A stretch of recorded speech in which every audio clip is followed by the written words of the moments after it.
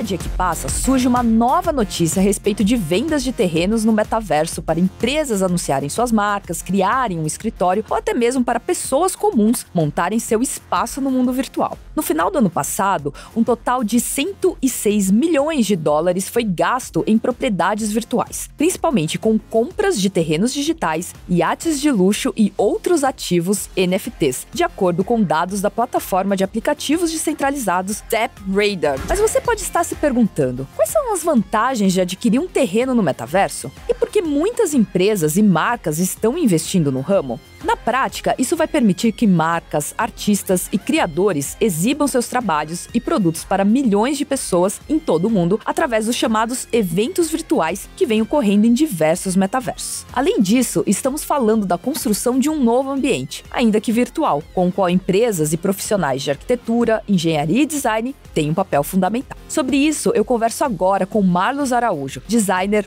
artista visual e diretor do Museu XYZ, um espaço cultural para a realização de exposições no metaverso.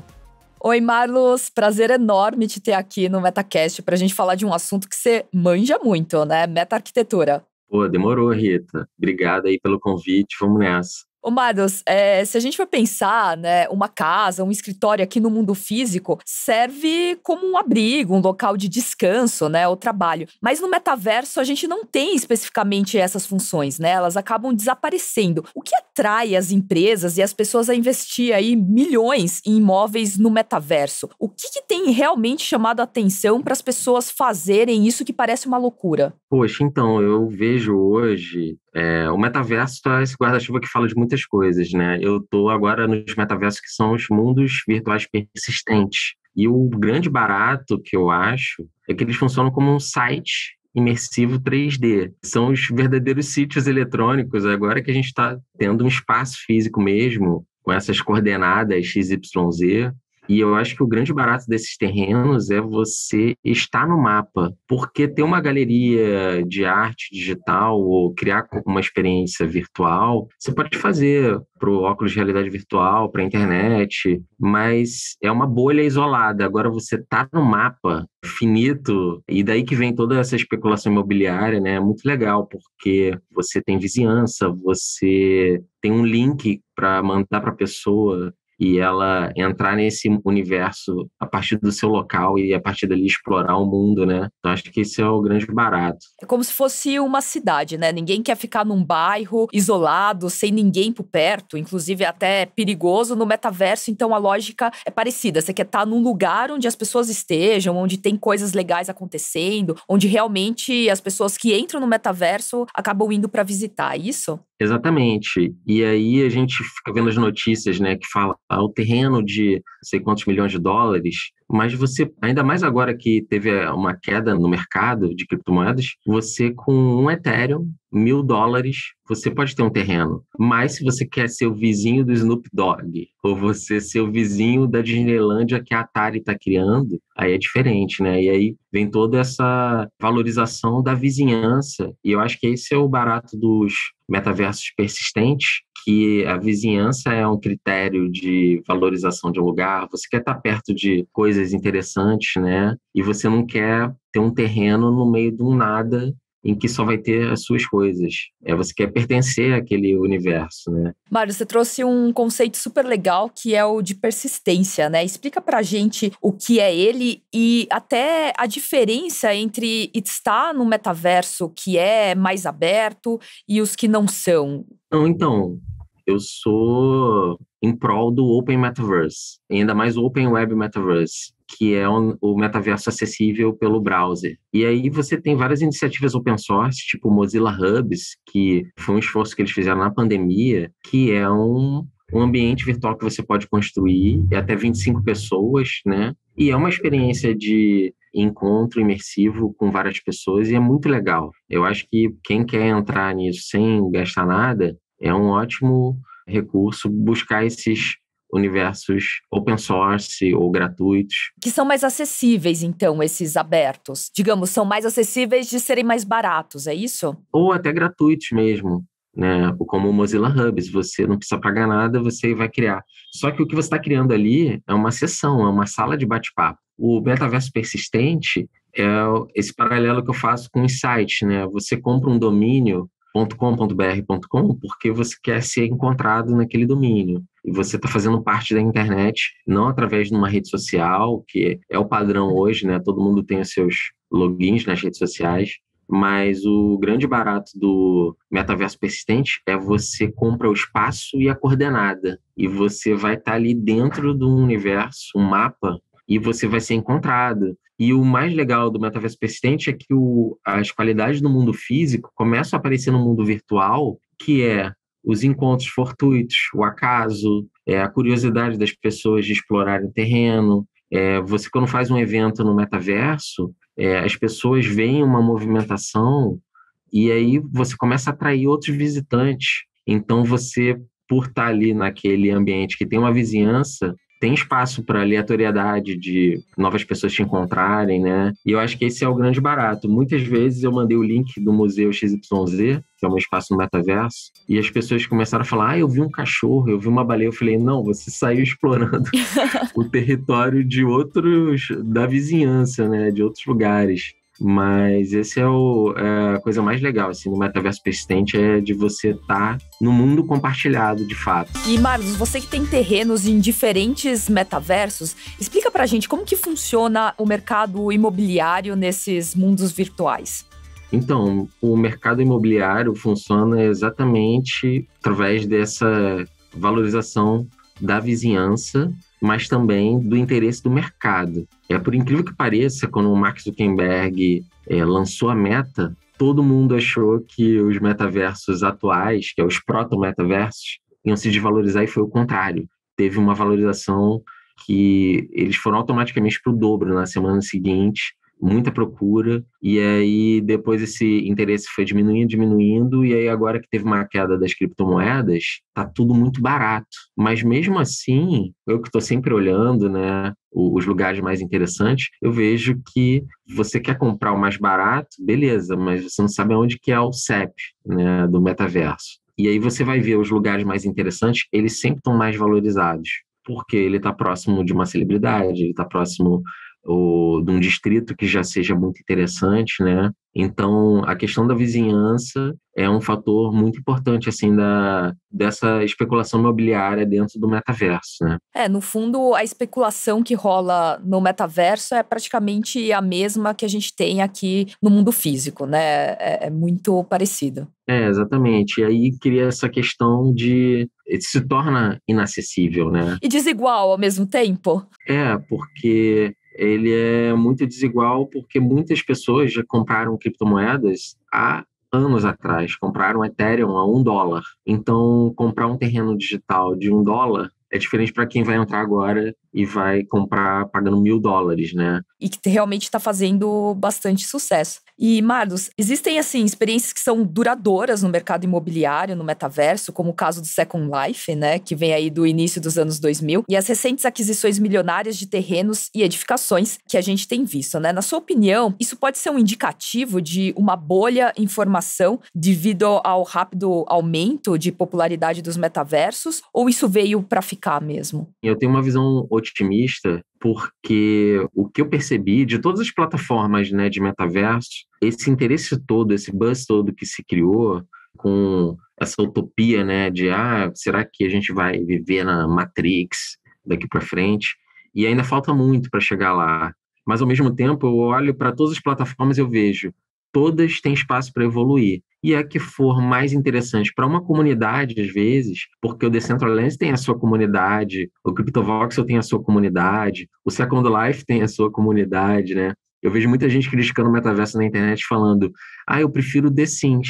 Por que não? Pode ter o metaverso do The Sims, você pode fazer do metaverso a sua brincadeira ali de The Sims. Então, é muito relacionado aos projetos com as suas comunidades, né? Porque eu não acredito que esses metaversos que já existem vai lançar um novo metaverso que vai engolir tudo e vai ser um único, porque quem está na frente nessa corrida são os que já estão fazendo, né? Então, Marlos, para finalizar, a gente sabe que o metaverso a gente pode criar aí mundos praticamente infinitos, né? Diferente do mundo do nosso universo físico, que tem um limite, no universo virtual, os recursos eles são basicamente ilimitados. Você acha que isso pode fazer com que essa bolha diminua, no sentido de que, lá no início, muitos chineses, inclusive, compraram vários terrenos e estão vendendo agora a um preço muito mais alto do que eles pagaram na época, mas ao mesmo tempo a gente tem vários outros metaversos aparecendo. Pois é, eu acho que o lance do metaverso, diferente do nosso mundo, é que o nosso mundo, as nossas cidades são finitas mesmo. E o metaverso, ele pode ter uma saturação, né, de ter muitos mundos virtuais, mas eu acredito muito nessa questão da comunidade, porque talvez o metaverso vai ser desvalorizado e ele, na verdade, vai estar abrindo e se tornando mais acessível para que entre um novo grupo e que daí surjam uma nova vontade, uma nova comunidade ali dentro. Então, eu acho isso muito positivo, porque vão se criar oportunidades e aí as plataformas vão ter que ficar se reinventando, né, ou continuando nessa evolução contínua para conseguir manter o valor, né? Mas essa questão dos recursos ilimitados eu acho muito interessante, porque o metaverso, você tem um espaço que ele é muito fácil de você comprar e de vender, e assim que você compra, você já pode sair montando. É a experiência muito legal de você fazer essa montagem, essa construção coletiva, porque a gente está acostumado com o Google Docs, com Figma, essas ferramentas colaborativas, e agora a gente está indo para o espaço 3D, né? Nos metaversos que você pode construir ali mesmo. As pessoas, quando entram no metaverso, elas carregam o mundo físico, né? E aí teve uma exposição muito interessante, que foi a segunda exposição no museu, que o pessoal tirou a escada que tinha. A gente tinha feito um prédio e tiraram a escada e fizeram uma exposição que você tinha que voar para ver as obras de arte. Aí foi uma amiga minha que entrou e falou: Marlos, eu coloquei aquele mesmo link, mas não tinha escada e eu não sabia se eu estava no museu mesmo. E eu percebi, cara, a persistência também está na cabeça das pessoas, né? Elas querem voltar para um lugar e ver aquelas coisas com algumas modificações iguais. E tem essa questão que hoje a gente está vendo que as pessoas mais velhas estão entrando no metaverso, elas nunca jogaram, não são igual as crianças que estão no Roblox, né? E então a gente não pode ainda ir para as arquiteturas impossíveis, porque tem gente que ainda está fazendo beabá de como é que eu ando? Dá para voar. Você não perde totalmente a referência, né? Exatamente. Então a gente ainda vai passar por uma fase, eu acho, de vão ter as experiências mais psicodélicas, mas a gente ainda está no beabá de vamos imitar o mundo real, e aí depois a gente vai pirando e colocando as coisas cada vez. Isso, para eu que estou fazendo as exposições, estou pegando feedback, né, das pessoas agora, né, que muitas ainda trazem essa carga no mundo físico também. Pô, demais, Marlos. Inclusive, esse finalzinho foi incrível, né? Das experiências psicodélicas. Acho que em algum momento seria muito legal a gente ter espaços no qual as pessoas possam entrar e realmente terem experiências completamente diferentes que, enfim, seriam impossíveis a gente ter no mundo real. Obrigada pela conversa. Espero que a gente continue seguindo aí para outras. Valeu, Rita. Muito obrigado pelo convite e nos vemos no metaverso. Com certeza. Mas se obras da meta-arquitetura começam a valer milhões hoje, um longo caminho foi traçado até aqui, em ambientes virtuais diversos. Designers e desenvolvedores quase sempre estiveram em papéis de destaque no trabalho de pensar e colocar na tela casas, prédios, pontes, ruas, assim como animais, vegetais, oceanos, continentes, planetas e universos inteiros que já fazem sucesso nos games há muito tempo. Mas qual é o papel de arquitetos e artistas nesse campo que desperta cada vez mais interesse do mercado? Diferente de sua irmã no mundo real, a meta-arquitetura não precisa se limitar à escassez de recursos e às leis da física durante o processo de criação. Mas qual o alcance da criação e as funções do conhecimento arquitetônico e artístico, acumulado em milênios de experiência humana no mundo físico, agora que vivemos em um momento de expansão para outras realidades? Esse é o tema da minha conversa, agora com Otis, artista de realidade estendida e arquiteto de mundos virtuais. Oi, Otis, tudo bem com você? Obrigada pela essa conversa. Eu acho que ela vai render bastante, né? Tudo bem, agradeço pelo convite. E sim, esse é um assunto que a gente pode ficar horas e horas conversando, né? Nossa, com certeza, ainda mais com uma pessoa que cria dentro do metaverso há muito tempo como você, né? Inclusive, até por toda essa experiência que você tem aí, não só de criação como meta-arquiteto, criando espaços, mas também acessórios e objetos, né, diversos dentro do metaverso. Na sua visão, como que tem sido a inserção e a interação das pessoas, inclusive das marcas, dentro desses universos virtuais?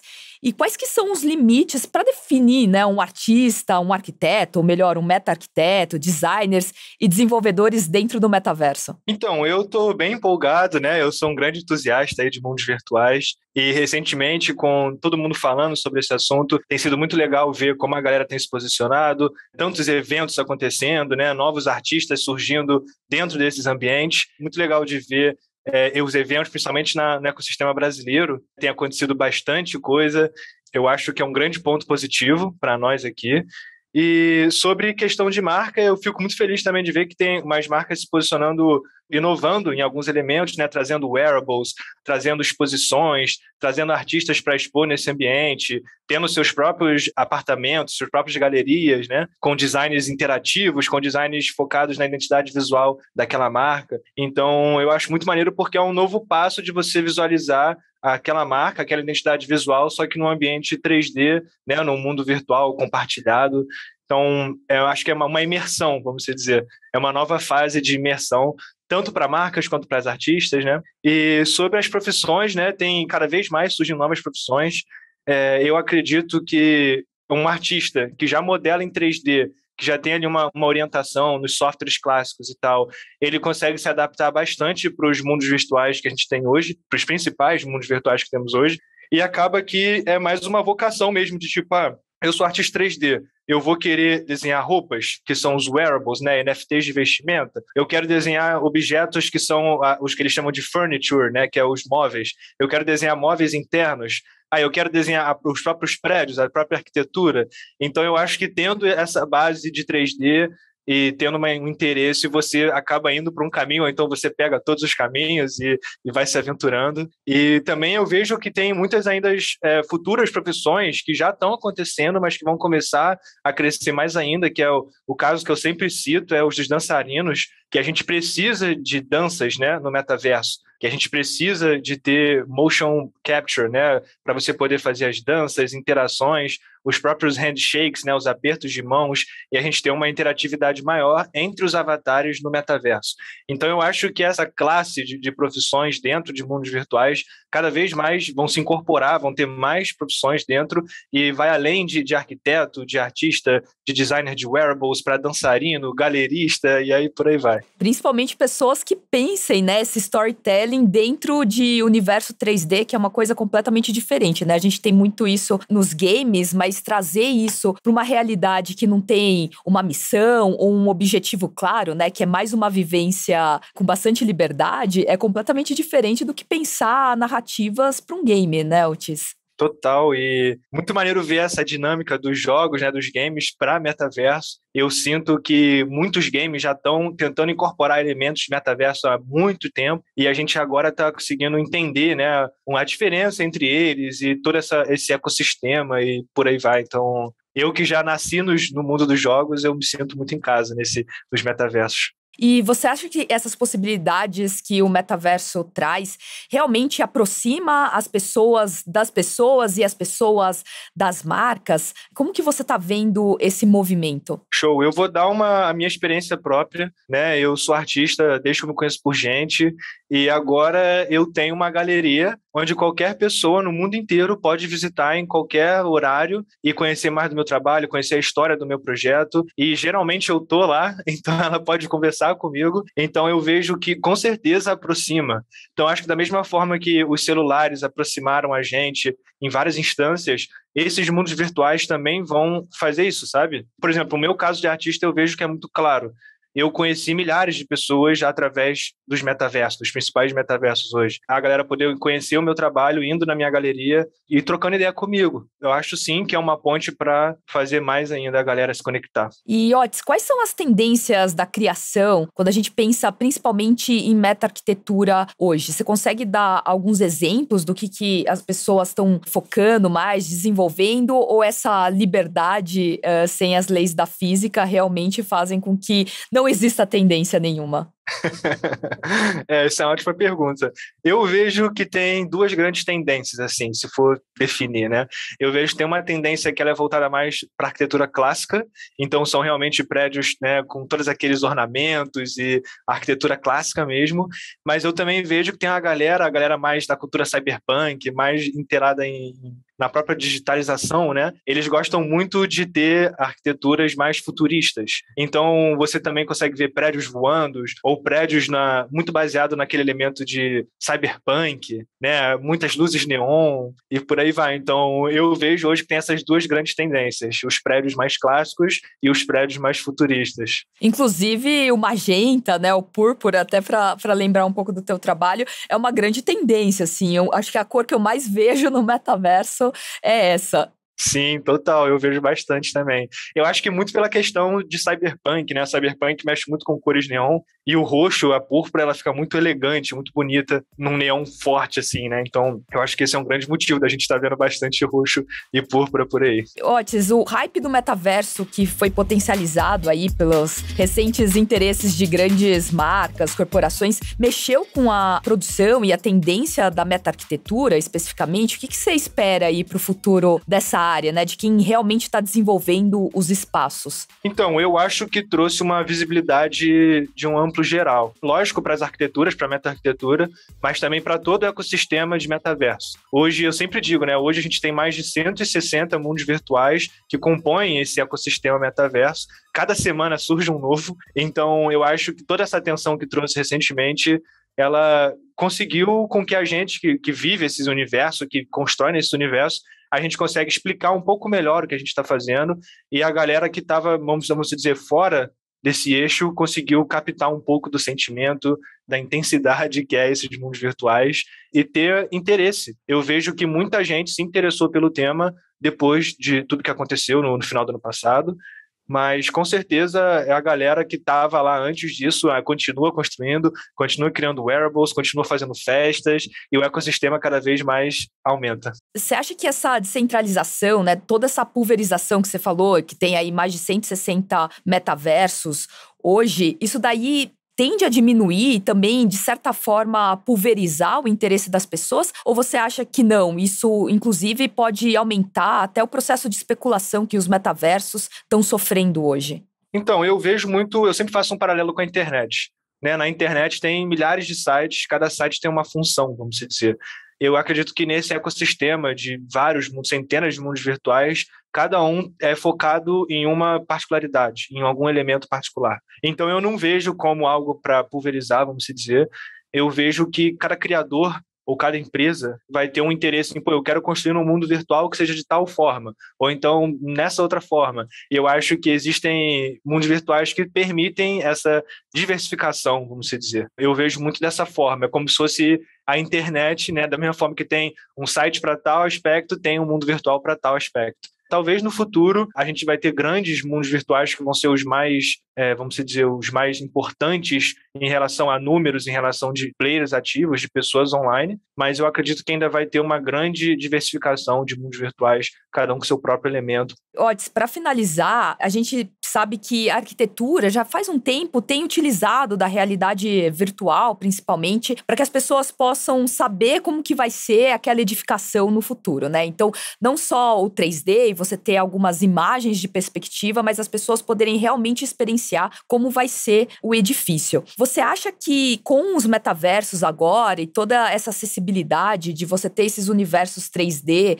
facilmente no browser, pode intensificar ou, de certa forma, deixar mais fácil todo o processo de hibridização entre o nosso mundo físico e o mundo virtual? Você acha que isso pode ser, inclusive, uma tendência pensando em meta-arquitetura? Eu acredito que sim. Eu estou bastante empolgado com o futuro da realidade aumentada também, que agora agora com o avanço dos óculos de realidade aumentada, né, que é diferente dos óculos de realidade virtual, mas eu acredito que o avanço dos óculos de realidade aumentada vai trazer um novo aspecto para a gente visualizar essas arquiteturas em tempo real na nossa frente, no mundo físico, e assim como o avanço da realidade virtual e a popularização da realidade virtual, a gente poder construir e realmente estar imerso em ambiente 3D. Eu acho que essas duas tecnologias são complementares aos mundos virtuais, de browser, por exemplo. Eu acho que todo esse ecossistema vai, de fato, gerar um interesse, gerar uma facilitação de enxergar, de entender o que está acontecendo. Porque, às vezes, conversar sobre metaverso, sobre mundos virtuais,